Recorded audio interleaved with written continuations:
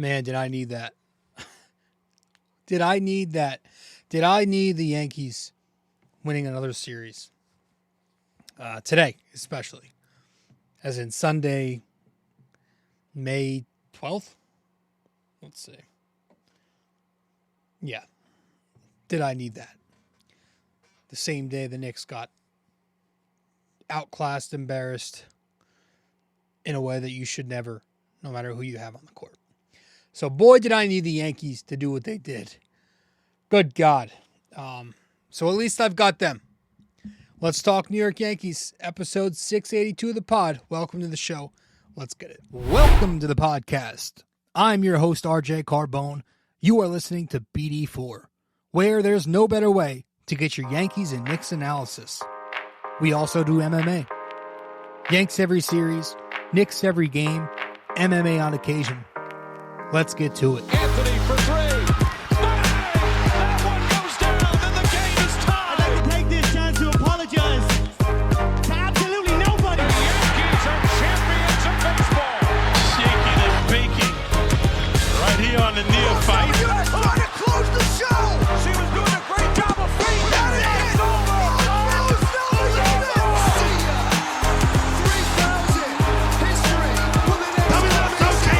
Don't you regret not coming to the Knicks? Don't you regret not coming to the Knicks?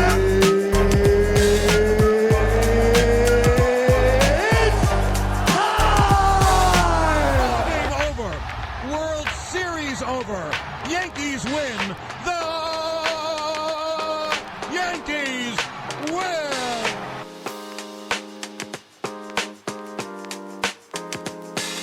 Okay. A much-needed Yankees win, a much-needed series win for your New York Yankees as they win the series at the Trop, 2 out of 3, against the Tampa Bay Rays. Much needed. And, things continue to look good. That is now 10 series wins in 13 series on the year. 10 wins, 1 split, 2 losses. So things are looking very positive for your 2024 New York Yankees. They have the most wins in the American League. They've got the second most wins in all of baseball by one less than somebody. So yeah, like we're now, we're into the point of the season where I think we're past a quarter of the way through. So it's like we're at a point where we know who the Yankees are, right? We have a good understanding of who this team is, a good idea of what their strengths and weaknesses are. And, the pitching has surprisingly, but not carried them to this point. And then unsurprisingly, like the offense is now starting to catch up with the pitching. And that's equaling wins. That's giving you the 27-15 second place by a half game from first place record. I think a lot of us weren't expecting the pitching. I've always been in the camp of, at least with the rotation itself, low floor, high ceiling. So the fact that they're pitching very well doesn't shock me. But yeah, now that the bats are starting to catch up, it's leading you to these winning streaks and these spans of X amount of wins in a certain amount of games. And it's good. 2 out of 3 at the Trop for the Yankees. Fuck the Trop. God, that place will always be a nightmare. I thought they were supposed to leave that place. I don't know. For some reason, I thought I heard that they were done there. But we keep going back. Fuck that place and its shitty lighting and all of its antics, all the antics that go on there. I mean, the first at bat of the series hits the catwalk, fly ball. The only positive thing about the Trop is that it's full of Yankees fans because it's Florida and that's where New Yorkers go. New Yorkers go to retire. So there were Yankees fans left and right in that place, in that dump. But it was good to take 2 out of 3. So let's talk about it. Before we dive in, just some injury updates, some in-house stuff for the Yankees. Scott Efros is getting close to facing live hitters. So take that information however you may. Tommy Kahnle threw a scoreless inning in rehab with the Tampa Tarpons, and then he went on to throw a bullpen after. I would say he's probably about 3 or so rehabs away, so probably by the end of May, you'll see him with the big league squad bearing any setbacks. Speaking of setbacks, Lou Trevino has now been shut down. He's facing a setback with elbow inflammation or some kind of inflammation in the arm, in the throwing arm. So that's always a good thing to hear. This guy has been nothing but a freaking joke since Cashman traded for him. Just never healthy. A shame because he was pretty quality when he was healthy, but now he's going to be shut down for a few weeks, and there's that. At least relief pitcher Nick Birdie returned this series. And then Garrett Cole getting closer and closer. He threw a 30-pitch about bullpen. He threw fastballs again. That was once again around, I think he was averaging around 89 miles an hour. But he mixed in the breaking ball this time.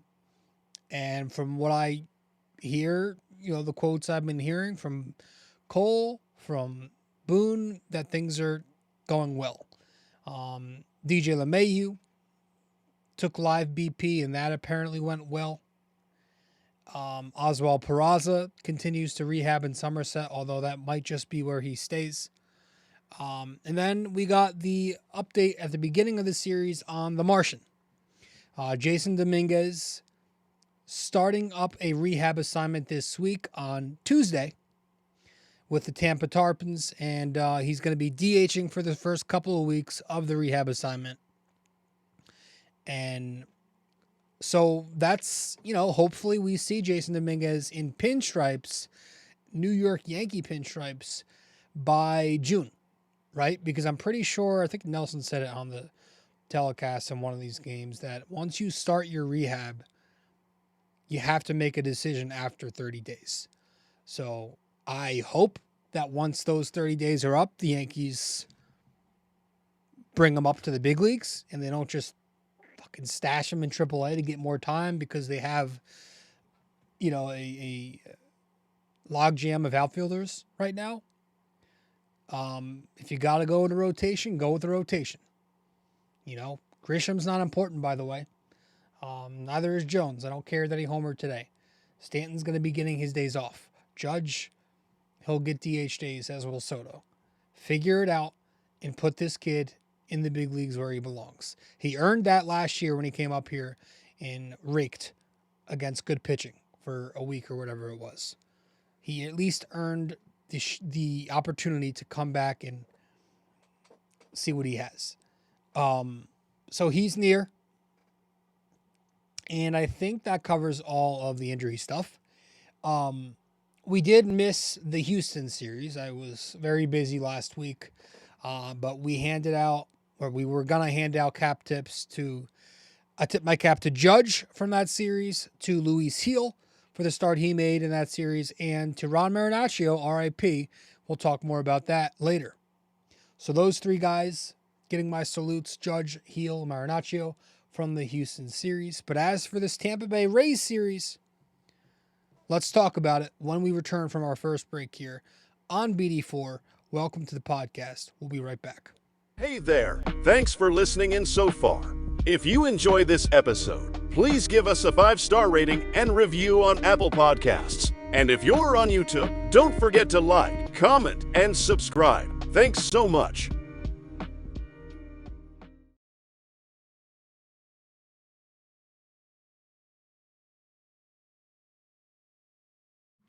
Welcome back to the show.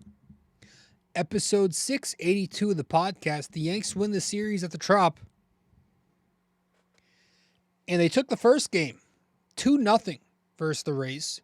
Game 1, it was the righty Schmidt going up against the righty Bradley. And the Yankees scored 2 runs on 9 hits, 1 home run. They walked only twice. They only struck out 9 times. They were 2 for 6 with runners in scoring position. Yeah, they got it going. Top of the 4th inning. Judge walks. Stanton singles. So you've got first and third for Anthony Rizzo, and he comes through. He comes through by making contact for an RBI base hit off of a high fastball, and the Yankees take the 1-0 lead. Nobody scores until the top of the 9th when Rizzo comes through again, and he comes through with a leadoff home run in the 9th inning off of Adam. It's a first pitch cutter that he takes deep, and it's 2-0. There's your final score. So your bats were all Anthony Rizzo, who finished the game 2 for 4, 2 RBIs, a home run. Him and the rest, like the lower half of the order, were very productive. You had Rizzo going 2 for 4. You had Stanton going 2 for 4. Trevino 2 for 4. John Birdie 2 for 4. And then you have the top half of the order. Some mixed results, not much.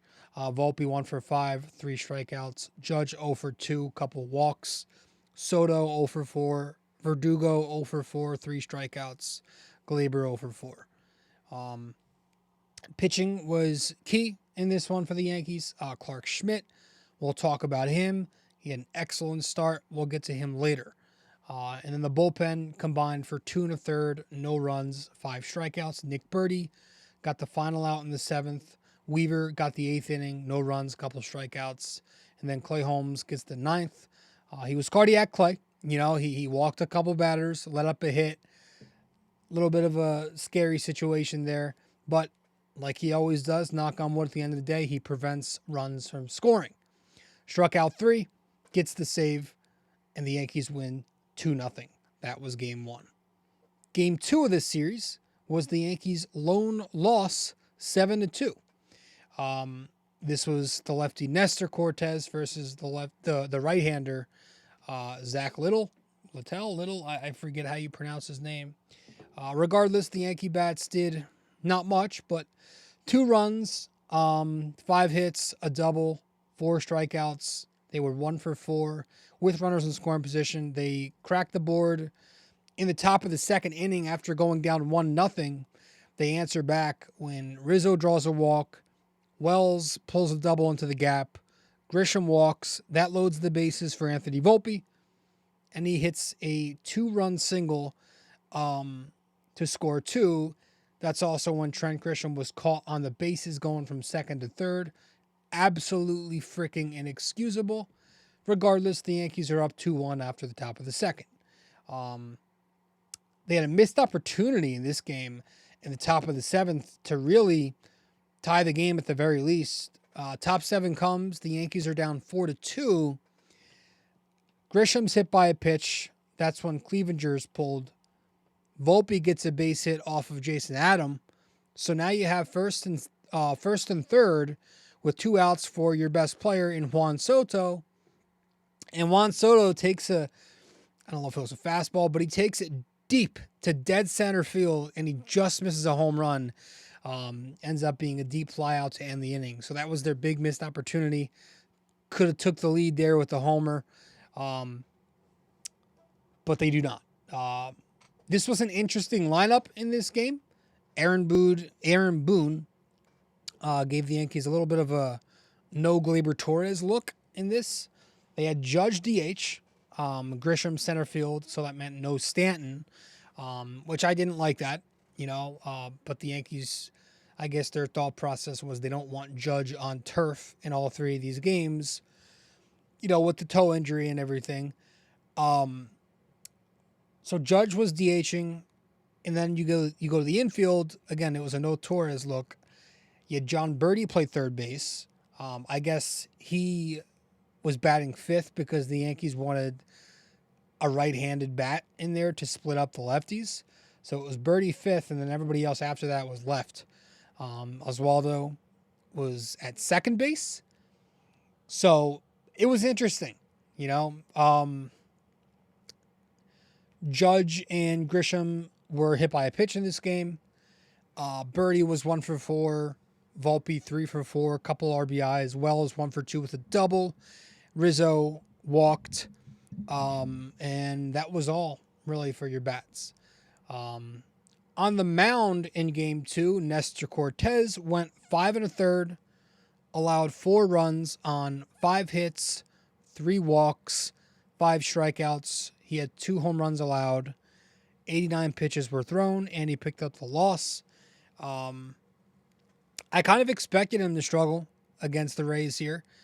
Nestor Cortez being a left-handed pitcher facing an all-righty lineup. Literally 1-9, the Rays are stacked with right-handed bats. So didn't feel good about that, and was right to, because Nestor Cortez was not good in this game. He was giving up hard contact from the get-go. His fastball was being hit around. The first pitch he throws was the Yandy Diaz leadoff solo home run. Bottom of the third comes. The Yankees are up 2-1, but he walks Jose Siri. Yandy Diaz again doubles off of him, and then you got a Rosarina at the plate. High fastball, smacks it for a 3-run shot. 4-2 Tampa after 3. 6th inning comes. You get the Paredes leadoff double. Cortez strikes out Ramirez, but after that he's pulled for Santana, who escapes the runner in scoring position jam. But yeah, this wasn't a good start for Nestor Cortez. Frustrating to watch. Just couldn't get his calls, and he was kind of like, the body language wasn't good. He was moaning about balls and strikes a lot, and the umpire had to come out to talk to him. Boone had to talk to him in the dugout about it. It was just annoying because it wasn't like anything egregious. It was borderline calls that probably leaned like it wasn't, like he was kind of incorrect. But yeah, 2 straight starts for Nestor Cortez now after looking very good 3 starts ago, where he's just not looked very good. And on the year, he's got an ERA a shade above 4. So again, he's been so-so. As I expected. I said entering the year, if Nestor Cortez is an adequate number 5, I'm okay. And that's exactly what he has been for them so far.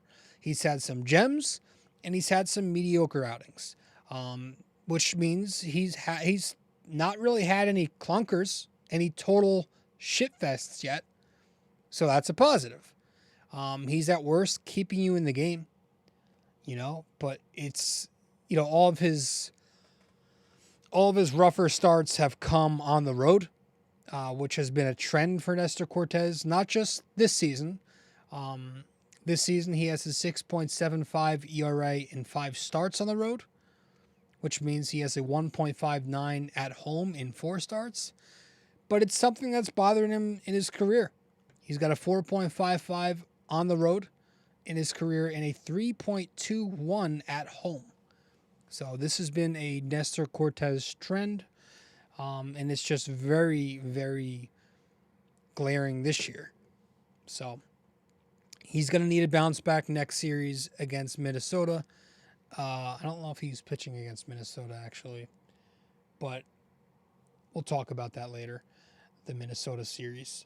The bullpen in this game, again, not good. Santana gets 2 outs in the 6th, but then he struggles in the 7th, right? He walks Rortvedt, then he allows back-to-back RBI doubles to Diaz and a Rosarina. So it's 6-2 Tampa by then. He's pulled for Ian Hamilton, who comes into the top of the 7th with 1 out, lets up the infield base hit to put runners on 1st and 3rd, and then that's when you get the sac fly to Juan Soto. That scores a runner. That was the Santana run that scored, and it made it 7-2. Tonkin got the 8th, an inning, no run there, but the Yankee bullpen combines for 2 2/3, 3 runs, 5 base runners, and so they lose 7-2 because of that. And that was the second game of the series. Game 3 of this series earlier today, the Yankees bounced back with a win, a 10-6 win, with the righty heel on the mound going up against the lefty Alexander. 10 runs on 11 hits, 7 of them extra base hits, only 4 strikeouts, a double play hit into, and they were 1 for 1 with runners in scoring position. Top of the first inning, you get the Anthony Volpe leadoff triple. Then you get the Juan Soto sac fly. It's 1-0 Yankees. Top 3, Jahmai Jones, his first career home run, a leadoff homer. Top 4, Rizzo, a leadoff single. Trevino, the 2-out, 2-run home run. And all of a sudden, it's 4-0 Yankees. Top 5, to make it 6-0, you get the Soto 1-out base hit, and then Judge hits him in by driving a 2-run home run to right field off of a middle cutter. Top 8, this was after the Rays make it a little too close for comfort. After being up 6-0, it becomes 6-5 in the bottom of the 7th. But the top of the 8th comes, and Stanton singles off of Armstrong. Grisham pinch runs for him. Rizzo's at the plate. He doubles to put runners on first and third. And then Gleyber Torres comes to the plate, gets a fastball over the heart of the plate, and it's a cutter on the 7th pitch of the at-bat, and he drives it for his second home run of the season. Big hit there for Gleyber Torres. He very much needed that, and the Yankees take the lead 10-5. Judge goes 2 for 4. Home run, a walk, 2 RBIs. Rizzo goes 2 for 5 with a double. Trevino goes 2 for 4. Couple home runs, 3 RBIs. I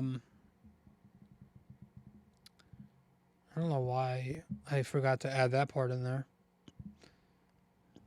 Did I mention that he hit 2 home runs? I don't know. Trevino, couple homers, 3 RBIs. Gleyber, 1 for 4, home run, 3 RBIs. Volpe, 1 for 5 with the triple. Soto, 1 for 4, sac fly, RBI. Stanton, 1 for 4. Grisham walked. Birdie was 0 for 4. Jones, 1 for 2, homer, walk, hit by a pitch, RBI. He played over Alex Verdugo in this game. Didn't love that decision, but of course, anything I bitch about comes back to bite me in the ass. On the mound, Luis Gil turns in 6 scoreless innings. 3 hits, couple walks, 3 strikeouts, no home runs allowed, 91 pitches thrown, and he gets the win. Didn't have his swing and miss stuff, but the fastball slider combo was working still. This guy's so good at just limiting hits. Man, like if he had consistent command and didn't walk anybody, like it's the recipe for a guy to have a no-hitter or a perfect game in his career. Like the guy does not allow hits. Knock on wood. He's already set records for Yankee pitchers. But yeah, he's having an awesome season. He's got this good tandem working with him and Trevino. They've got a good battery together, right? I think it's his last 5 starts now have been with Jose Trevino, so they're kind of making that a thing. You know, a youth and a vet combining to produce a very good outing. You know, did Aaron Boone go to the bullpen a little too soon? You know, Ferguson's been awful. But granted, you know, he hadn't been entering the day. But, you know, Gil was hot. He was working with a big lead. He only had 91 pitches. I was kind of hoping he let him go 7 or at least into the 7th. But I understand the Yankees are trying to limit his innings and they're trying to limit his pitch count because he's coming back from Tommy John. And, you know, I think the only complaint there is if I'm going to go to anybody up 6-0, you know, I go to Tonkin, right? Just as the mop-up guy to steal outs and save arms. Caleb Ferguson's supposed to be one of your high-leverage guys. And he made it a high-leverage game, right? But Gil has been your best starting pitcher this season. I can't see a scenario where you pull him when Cole gets back. I think they might just because of the limit. And this is considering if everybody's healthy, which, let's be honest, pitchers in baseball today are never healthy. So hopefully he is. Hopefully everybody's healthy by the time Cole comes back, and it's a tough decision because that would mean good things have been happening. But yeah, Ferguson was awful. Made this a game when it shouldn't have. He comes in, loads the bases, Jose Siri takes the plate, and Ferguson allows the grand slam. Grand slam in the 7th inning to make it 6-4. Birdie comes in after that. He was not better. Couldn't even record an out. Gives up a run. Weaver was good. We'll talk about Weaver later. Hamilton was bad once again. And so the bullpen combines for 3+ innings, 6 runs, 5 hits, 3 walks, 2 hit batters, which means 10 base runners in 3 innings. Good Christ. But the Yankees find a way to win the game 10-6, and they take 2 out of 3. Much needed 10-run outburst there after going quiet the first 2 games offensively. And we'll talk about the offense when we return from our second break here on the podcast, episode 682 of the show. Stay with us. We'll be right back. You can follow us on social media as well. On Instagram, we're at BD4Pod and at Rob J. Carbone. On X, we're at BD4Pod and at RJCBD4. And on Facebook, we're BD4.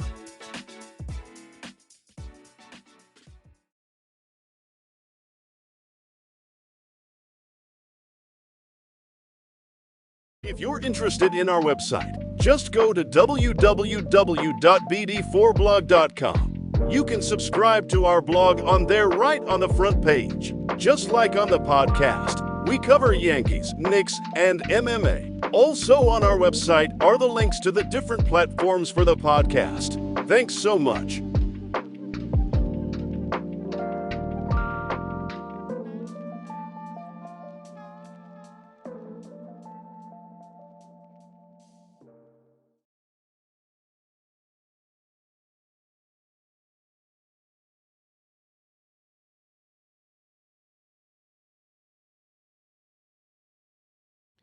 Welcome back to the show. I'm your host, RJ Carbone. It's good. It's good to see the bats start to come around. Over their last 8 games, they've had 5 games where they've scored at least 5 runs, including 3 games with 9+ runs. So they're slowly starting to find it, and it's a good thing that they're doing this all with Juan Soto being pretty quiet of late, right? That was kind of a thing earlier in the year, but Soto's been pretty quiet, and they're finding ways to produce offense without him right now. And even when Soto's quiet, he still finds ways to contribute himself. Today, quiet series, today he salvages it with a sac fly, the RBI there in the first inning. He gets on base with the hit, and he ends up scoring a run. There's never going to be a, knock on wood, slump with Juan Soto because he's always doing something. But yeah, guys are coming around. Aaron Judge finally snapping out of this, what was a month-long slump, right? His last 15 games, specifically, he's batting .346 with 6 home runs, 14 RBIs. He's got 11 walks and only 12 strikeouts. It's, Aaron Judge is back because he's displaying that easy power the opposite way, right? When Judge is doing that, that is his offense to a T. He's just taking the ball to right field with power. And he's been doing that a ton over the last 15 games here. So it is, I think he's back. I think we're good now. I told you all, you guys were all worried about injuries, and no, I'm just glad he's back. It's not a coincidence that the bats as a whole start to heat up as soon as Aaron Judge starts to heat up. And that's not a bad thing. People have this weird concept in their head where literally every team is very dependent on their best bats. Last year, sure, the Yankees went where Judge went. That's not the case this year. They actually have depth. And the fact that their offense was middle of the pack with Judge being so bad was very normal for a team that didn't have their best hitter hitting. That's normal. any lineup that doesn't have their number one, number two hitter, whatever way you want to put them, hitting, they're not going to produce at a top tier level. That's just common logic. So it's good to see him hitting because now the Yankees are kind of clicking at a hole. But he's back. Anthony Volpe, it's been a refreshing stretch for him too, because for a while there he wasn't producing any power, but it's nice to see the power back because I do want some power. In the last 6 games, Anthony Volpe's got a .630 slugging, 8 hits, 2 homers, a triple, 7 RBIs. And every once in a while, I like to go and check his baseball savant to make sure he's still keeping that swing flat because, the eye test is hard sometimes. You can't really tell. So I went to check the baseball savant page of Anthony Volpe and still keeping the swing flat. His launch angle this year is 8.4 degrees. Last year, for reference, for context, it was 14.2 degrees. So it's a lot different this year still, which is a positive. The fact that he's repeating consistent mechanics, muscle memory is big for him, for a young player like that. So he's been hitting. He's having a solid season, man. At the beginning of in preseason, I said if Anthony Volpe is a 250, 750 bat, it's a win, and he's been slightly better than that. Anthony Rizzo is back to being Anthony Rizzo, which is also refreshing, right? A big thing with him. For a while there, it was, where's the power? Because he's supposed to be your lefty thump in the middle of the order. And on April 22nd, his slugging percentage was all the way down to .284 across his first 23 games. Since then, in his last 18, he's had a slug of .627. So he has just skyrocketed there. He's hitting the high fastball again. He's been fine with breaking pitches. And he's working at bats and getting on base again, right? He's got a .378 on base in those last 18 games. So the fact that he's slugging and reaching base, right, OPS, that's what you want from your staple bat in the middle of the order. So, he's not 4 anymore, but he's 5, 6. And that's why he was brought here, to be that first baseman who brings that lefty power. So good to see that. And like I said, for a while this year, it was like for a good stretch there from like the second half of April to early May, it was like Juan Soto's producing and, you're getting some Alex Verdugo, but not many others are, right? And now it's like everybody except for Soto and Verdugo are producing at the moment. There've been a tiny sample size of a couple games for them where they're not hitting, but everybody else is. And that's how baseball works. Like, you're not always going to get 1-9 clicking on all cylinders, but you do hope that there are points in the season where you do get that because you're spending money for that. But the fact that this offense is starting to hit again, and you're the fact that you're getting production from like unexpected spots, that's important too. That there was always, and I've been hammering this point all year, there was always way too much depth in this lineup to not hit. Like there's names here now. There aren't journeymen who you're going to run into anymore. There are no more McKinneys and Bowers, but there are names. And you're getting production from guys from positions that you didn't expect much production from, right? I mean, you could start at DH, Giancarlo Stanton. On the year, he's got a .450 slugging percentage. He's got 20 RBIs, 14 extra base hits, and that's across 36 games. Yes, I would like for Stanton to get on base a little bit more. Seeing that on base in the 280s is just gross. I would like for him to get that in the 300s, but I did not expect any production at all from Stanton. I got to be honest. I thought he was washed. I did. I thought he was just toast. But he's been giving the Yankees power. He's been driving in runs. Is it streaky? Is it maddening? Yes. But that's who he is. and the fact that he's producing for you in any capacity is a win. So you're getting production from Stanton, which you didn't think you would get. You're getting production from that utility third base spot, right? With DJ down, you were worried about that. How is Oswaldo Cabrera going to bounce back? I didn't expect much from him after last season.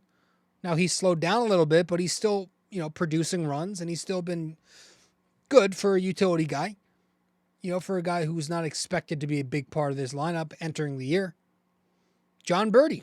I think John Birdie's been pretty solid when he plays. He does a nice job on both ends. So you're getting production there. You're getting production from your catchers. Finally. Right? This is the last position where, you're looking for offense. But you're getting offense. Austin Wells is starting to come around. Austin Wells' last 13 games, he's batting .278.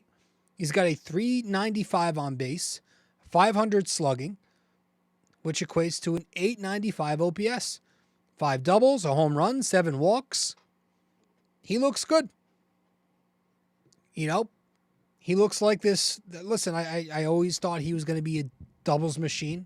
I think he could be a guy who hits for a pretty decent average for a catcher, a 260s hitter maybe at some point.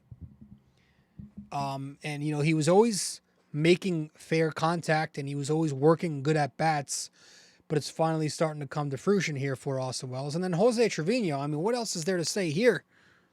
The guy continues to hit, and actually, that's where we're going to segue and give him his first salute of the year. I'm tipping my cap to Jose Trevino. I don't have a cap on. Jose Trevino this series went 4 for 10, 400, with a 1,400 OPS. He hit 2 home runs, had 3 RBIs, scored 2 runs, and that was across 3 games at the Trop. Which means on the year, Jose Trevino, who I did not expect any offense from, on the season he's batting .293 with a .341 on base, a 453 slugging, which equates to a .794 OPS, 4 homers, 14 RBIs, and that's across 26 games played. So he gets his first salute of the year, his first tip of the cap. Yeah, it's good to see. He's continuing to hit left-handed pitching, and that's having a righty Trevino hitting lefties, and then a lefty Wells hitting righties. That's the perfect catching platoon right there. And Jose Trevino's always been able to hit lefties. Even last year when he was struggling, he's always been able to, at the very least, be adequate against left-handed pitching. And as a Yankee, he's got an .835 OPS against left-handed pitching. So good to see him hitting, man. And I don't know if it's going to continue, but he's at least given me optimism that he can be a major league threat at the plate from the backstop position, which is all I want. And defensively, I think he threw a runner out this series. He's got, again, this battery working with him and Luis Seal. They've developed a good chemistry together. So, Jose Trevino, I'm tipping my cap to you. And while we're on this subject, let's tip our caps to Clarke Schmidt. I thought Clarke Schmidt was the best starting pitcher of this series. In Game 2. Was it Game 2? No, Game 1. In Game 1 of the series, Clarke Schmidt goes 6 2/3 innings, no runs, 5 hits, 2 walks, 6 strikeouts, no home runs allowed, 87 pitches thrown, and he got the win. This is also his first salute of the year. I'm tipping my cap to him for the first time this season, Clarke Schmidt. It was his best start yet. He finally gave the Yankees some length. He's never gone this deep into a game. And I think it was because he was pounding the strike zone, very aggressive, and not afraid to get hit if he had to. But he was doing very good. He was being very effective with his pitch mix. And was he pulled too soon?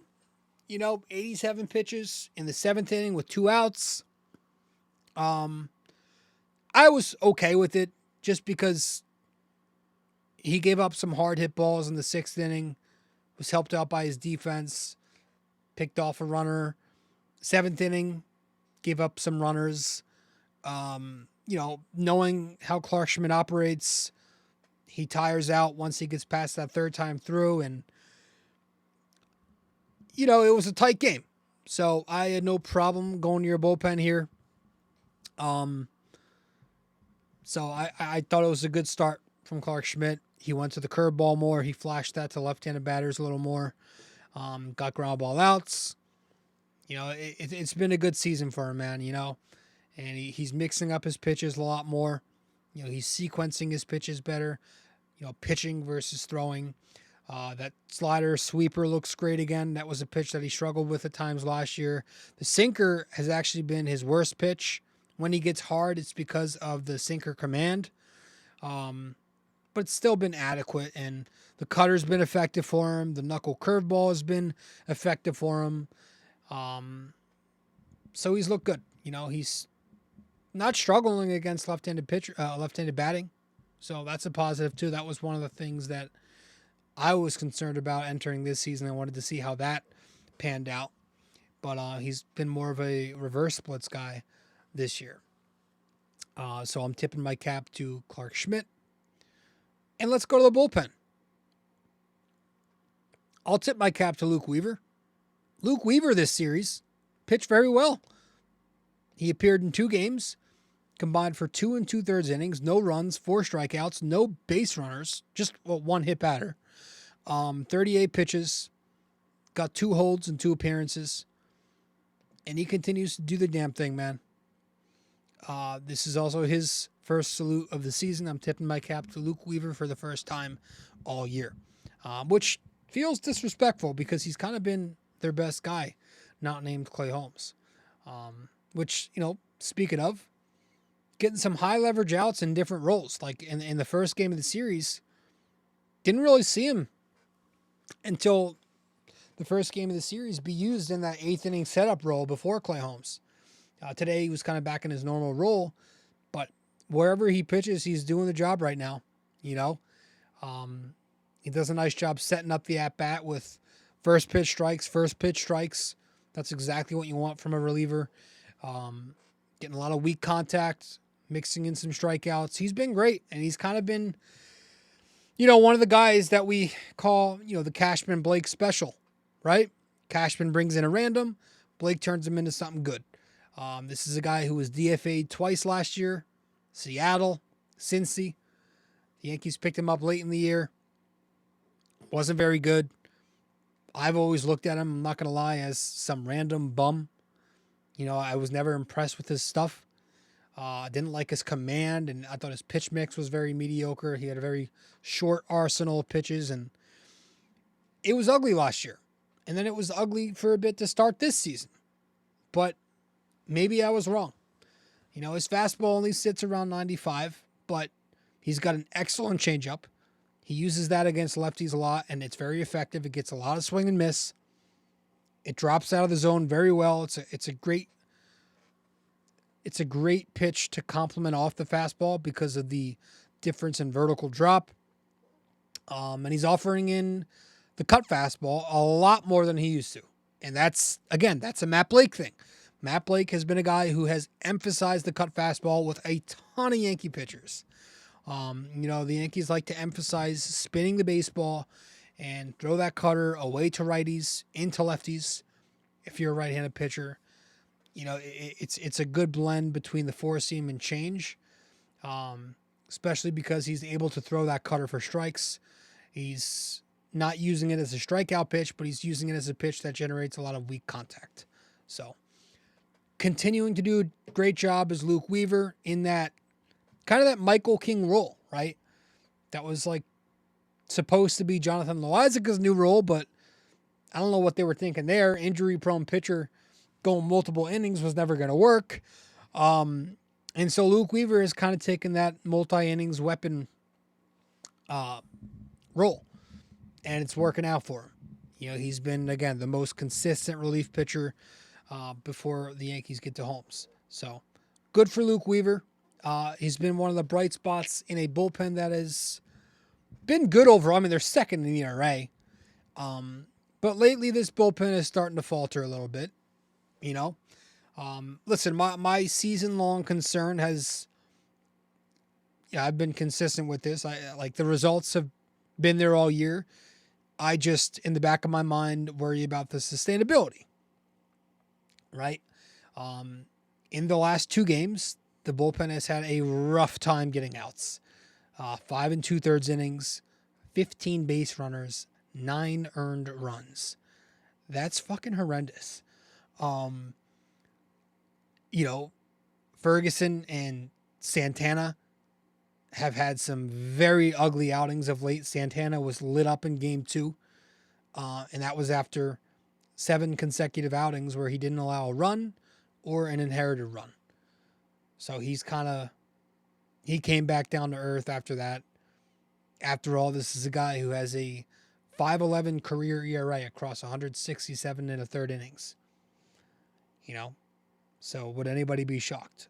Caleb Ferguson, again, was lit up this afternoon, and this was after 7 consecutive outings of no earned runs or inherited runs for him. And because he gave up that grand slam, his ERA has skyrocketed, and it now sits at 6.43. He's a guy who, I don't know, I said it earlier in the year, this stuff doesn't excite me. The high cutter doesn't excite me a lot. You look at Hamilton. Again, he continues to struggle a little bit. He's not been the same all year. Last season's Ian Hamilton versus this season's Ian Hamilton, completely different pitchers. Started out well in Houston, but that was really it. He's become this whip machine, and in a bad way. Like, he's putting traffic on consistently. The swing and miss stuff is down. I just hope he's not injured. Nick Birdie returned. He was not good in his second outing back. When Nick Birdie's command isn't there, it is a tough watch. Between the wild pitches, the walks, the hit batters, just pitches that are way outside the zone. When he's off, good Christ is he off. So it's, like I said, it's the sustainability that worries me a little bit, just because it's a ton of randoms, right? You don't have a core of well-known names. Hamilton, Birdie, Santana are randoms. So like, this is why I was kind of annoyed to see Ron Marinaccio get the demotion. I mean, we're talking about a guy who came up here in 2022, pitched to a 2.05 ERA. Last year, yes, he struggled. He had the 4 ERA, 3.99. I didn't think he was given a fair chance since the recall after that. They sent him down a couple times. This year, he comes back up. After Birdie goes down, Birdie gets called back up. They send Marinaccio back down after looking pretty good. I know the velocity's been down, but he looks good. Tonkin is still on this roster. Tonkin gets to stay. Santana gets to stay. Like, I didn't like that, man. This guy's been pitching well for you. So I don't know if at some point the Yankees are just going to have to, like with the Trevino news, if that gets bad, what if Canley's not good? Are they going to have to make a trade, right? Like, they need a strikeout artist. We played the Oakland A's a few series ago, and a lot of Yankees fans were kind of falling in love with Mason Miller. And if Oakland, listen, they might have to move him. As much as they shouldn't, or not shouldn't, but don't want to, they might have to, just to get a haul of prospects, because they need more. And I'm hearing that Baltimore is interested, so like the Yankees might have to trade for someone before Baltimore scoops in. They need strikeout artists. Now, I don't know if it's going to be Mason Miller. That's going to cost a haul of your top prospects. It's going to have to overpay for him, but like, I don't know if just waiting for Efros and Canley and Trevino is going to be enough. Like, the bullpen now is going to look a lot different than the bullpen in the second half of the season. I get that. But those guys come with question marks too. Just because their names, they're older. They're injury prone. They've got big questions. So I don't want that to just be their deadline acquisition sell to the fan base. I do think the Yankees need to make some moves for a legitimate strikeout artist in that bullpen. Is it David Bednar? I don't even know what his numbers are. Whoever it is, should have got Josh Hader. But it's good to take 2 out of 3, right? The Rays. Listen, I'm not impressed with the American League East. I'm not impressed. I'm very unimpressed with the AL East. I think Boston and Tampa are maybe they'll remain competitive, but they don't scare me the slightest. I expect Boston to fall off. I don't like them. And I think it's just going to be Baltimore and New York all year at first and second place. I think those two teams are going to be battling. I think they are the two teams with the most talent in this division, and then it's everybody else. I think, if anything, Toronto can compete in terms of talent, but I think they're also very overhyped. We always say this, like they're going to be so good, but it just they never take that next step. So I think it's going to be the Yankees and the O's, and the O's just lost to the Twins, who the Yankees have next. So you got Baltimore in first. You have the Yankees in second by a half game. You've got Boston in third by 5.5, 5 from the Yankees. Tampa's in fourth by 7 games, 6.5 from the Yankees. And then you got Toronto in last place. But, yeah, the Yankees now go to Minnesota to wrap up this road trip. 3 games in Minnesota. They have the day off tomorrow, Monday. Tuesday at 7:40, it's Carlos Rodon versus Chris Paddack. Chris Paddack was a guy who was very much hyped up when he was a rookie with San Diego. I don't know what he's done since. I don't think he's done much. Wednesday at 7:40, it's Marcus Stroman versus Pablo Lopez. Lopez was the guy who Minnesota traded Arias for, which was always annoying to me that's who they got for him. Marcus Stroman is due for a rebound, so hopefully this is where he bounces back. He's been pretty bad. And then Thursday, the getaway game at 1. You got Clark Schmidt going up against Joe Ryan. Joe Ryan's probably been their best starting pitcher this year. He's got a 3.21 ERA. He's got a whip of 0.99. It's kind of broken out this season. He hasn't allowed more than 3 earned in any start all year. He's coming off his best start of the season. He went 7 innings, 1 run against Toronto. And Schmidt is also coming off his best start, so that should be a good game. But, Yankees Twins. The Twins are second in the AL Central. They're just a half game from the Cleveland Guardians, and they're 0.05 percentage points from the Royals in third place. Minnesota's 24-16. KC is 25-17. So they're not going away. But Minnesota's best trait is the usual. They rely on power. Their pitching's mediocre, but they rely on hitting home runs, and they strike out a lot. So this is a series I expect the Yankees to, at the very least, take 2 out of 3. The Yankees own the Twins. They've always owned the Twins. So hopefully that continues this week. And with that said, I think that's all we have. So we're going to wrap this up here by getting to our final break, coming back, getting to our trivia question, and then we'll get to our outro from there. Stay with us. Almost done here on BD4. We'll be right back. Studio 69 Productions is a podcast production agency created by Leo Rodriguez to allow content creators to market their podcast. It's an online platform that will market your podcast or any other project that you're working on. Get in touch with Leo Rodriguez from Studio 69 Productions. You can find Studio 69 Productions on Instagram at Studio69NJ. Studio 69 Productions, where dreams are heard and born.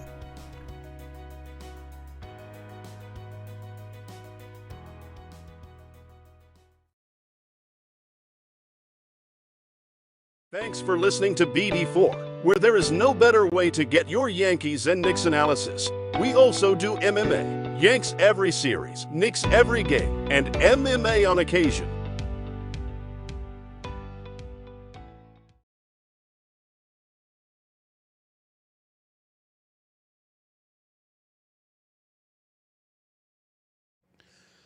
Welcome back to the show. Episode 682 of the podcast. I appreciate you all tuning in. Thanks for listening to BD4, where there's no better way to get your Yankees and Knicks analysis. Yanks every series, Knicks every game, MMA on occasion. Be sure to share these episodes on social media. Be sure to download these episodes on Apple Podcasts. Give us a 5-star rating and review on Apple Podcasts. You can listen to us on there. You can listen and watch the podcast on Spotify, and you can watch the podcast on YouTube. Be sure to subscribe, give us a like, and comment over on YouTube. You are listening to episode 682 of the podcast. I'm your host, RJ. You can find me on social media if you have not yet. I'm on social media. I'm on Instagram at BD4Pod and at Rob J. Carbone. I'm on Twitter or X at BD4Pod and at RJCBD4. That's RJCBD4 and at BD4Pod. And then I'm on Facebook at BD4 at BD4. And if you want to go to my website where you can find all that stuff and also my blog on that website, you go to bd4blog.com for all that. So with that said, let's wrap this up with our trivia question, and we'll get out of here from there.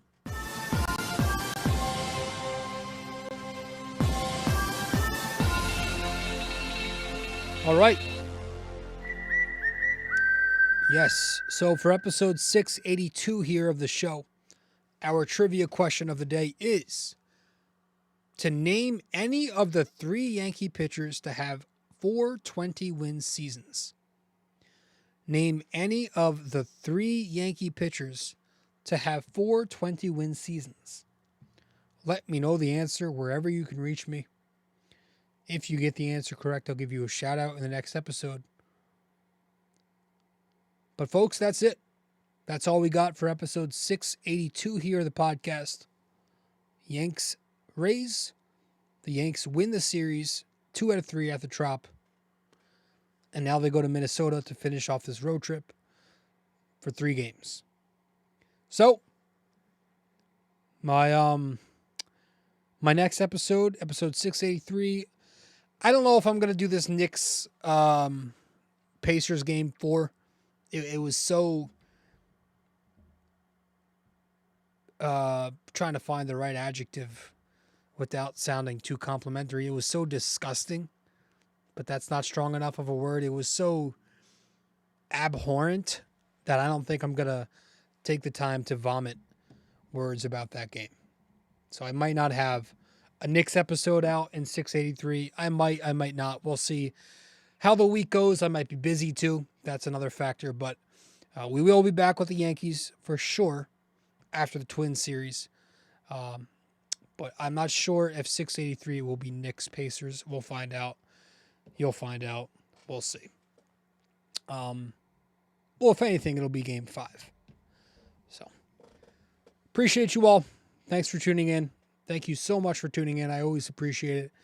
And we're so close over on YouTube to 200 subscribers, so I would love to get that. This is not a big show at all. It's a podcast where I talk into air. Nobody really tunes into this, but it's a hobby. I get paid a little bit for it. So anybody coming in, any kind of traffic at all is just a bonus. So thank you to all who do tune in. Listen, watch, wherever you are. Thank you. I appreciate it, and I'll see you in the next show. Later. This episode was brought to you by Anchor. Hey there! If you stayed the entire way through, we thank you immensely for it.